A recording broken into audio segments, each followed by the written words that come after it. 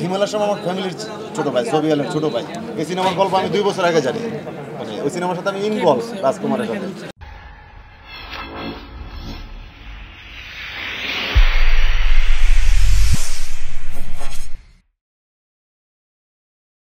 খবরটা কেন রাজকে দিয়ে মাথায় আসলো? রাজকে দিয়ে মাথায় না, রাজের সাথে আমার প্রথম প্ল্যান ছিল অনেক আগে, 1 বছর প্লাস। আমরা অন্য একটা গল্প করার কথা ছিল আমাদের, সেই গল্প 3 দিন যাওয়ার পরে আমি গল্পটা স্টপ করে রাখি। গল্পটা এমন না যে খারাপ, অনেক বেশি রোমান্টিক, তো এর জন্য না করে রোমান্টিক আগের গল্পটা। তারপর আমরা একটা রোমান্টিক সিনেমা বানানোর চেষ্টা করছিলাম, যে একটা প্রেমের সিনেমা বানাবো। ওইটা নিয়ে কাজ করার পরে আবার হঠাৎ করে একদিন রাতে মনে হলো যে অন্য একটা গল্প করি। এইভাবে ও করতে চাইছিল না, আমরা রোমান্টিকটা আগে, রোমান্টিকটা পরে করি। তার মানে এটাতে এই প্রেমে এই গল্পতে রোমান্স নাই, এটা বললে রং হবে। রোমান্স আছে সেটা অন্যভাবে। রাজ ভাই যখন আপনাকে মানে একটা গল্প বলার পর আরেকটা এই গল্পটা বলবো, তখন আপনার কাছে কেমন লাগলো? আর শোনার পরে আপনার কত আগ্রহ ছিল?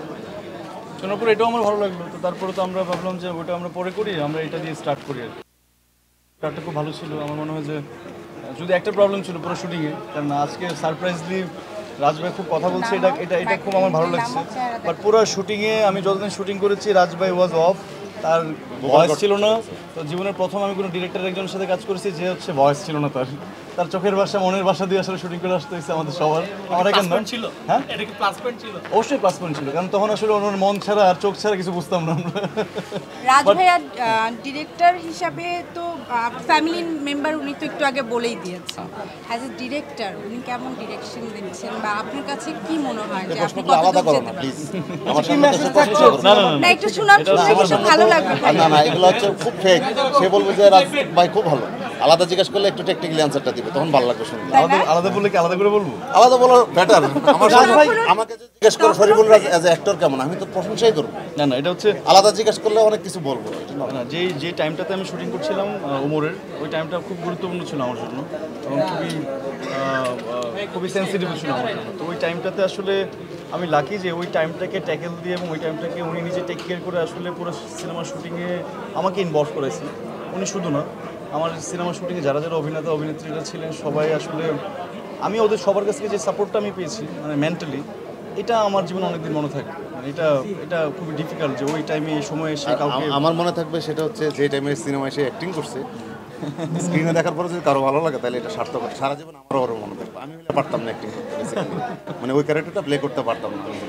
আমরা কনফিডেন্ট, আসলে এই শব্দটা অহংকার না, কিন্তু আমরা আসলে পরিশ্রম করছি, সেটা সার্থকতা, সেটা আমরা নিজেরা ফিল করছি যে আমরা আসলে গল্পটা বলতে পারছি। এখন বাকিটা ডিপেন্ড করে আপনারা দর্শকের কাছে পৌঁছায় দিবেন, দর্শক যদি গ্রহণ করে তাহলে আমরা সার্থক। ব্যাপারটা কি এমন যে ওভার কনফিডেন্ট আমি বলছি না, বাট আপনাদের নিউজগুলোতে এরকম হয়, দেখা গেলো যে মানে আমি আসলে এগুলো পারি না কথা বলতে, অনেক শব্দ ক্যারি করতে পারি না, বা ক্যামেরার সামনে নিজেকে বড় করতে পারিও না, কেমনে বলে এগুলো বলতেও চাই না। আমরা গল্পটা বলতে পারছি আর কি, যেটা বলতে চাইছিলাম আর কি। আমি হলের চিন্তাই করি না ভাই, এই চিন্তাটা প্রডিউসার, উনি আমার টাকা দিতে সিনেমা বানাইছে, সিনেমাটা উনি কোথায় দেখাবে ওনার কাজ। কিছুই বলছে, এখানে তো আমরা আলাদা হয়ে নিচ্ছি। বলে দিচ্ছি ভাই, এই কাজটা আমার না, হলের কাজটা প্রডিউসারের কাজ। উনি যদি ফল না পায় সেটা ওনার ব্যর্থতা, মানে আমার তো কাজ না ভাই। প্রতিযোগিতার মধ্যে আমি এটা ভাই, এটা তো ইয়া না, দৌড় প্রতিযোগিতা না, বা ছোটবেলায় বার্ষিক প্রতিক্রিয়া প্রতিযোগিতা না। প্রতিযোগিতা শব্দটা রং।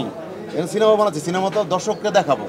আমি কখনো এই চিন্তা করি যে আমার সিনেমাটা আগায় যাবে, আরেকজনটা টপকায়, এই চিন্তা করি না। আমি চিন্তা করি প্রতিটা সিনেমা দর্শক দেখি।